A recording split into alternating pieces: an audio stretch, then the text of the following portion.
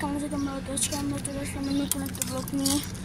আজকে আমরা সাইকেল চালাবো, তোমরা থাকো বসে বসে। চলো যাই, এদিকে আসো রে ভাই।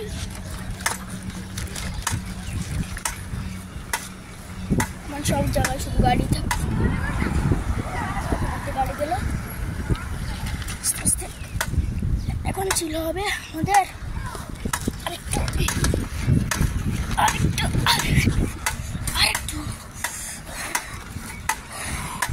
মজাই করো ভাই।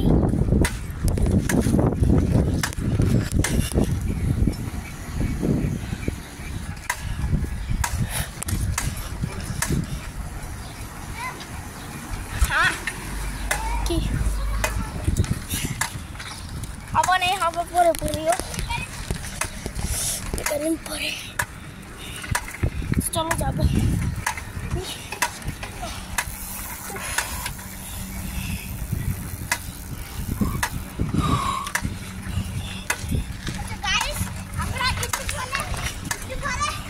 চিল করো ভাই।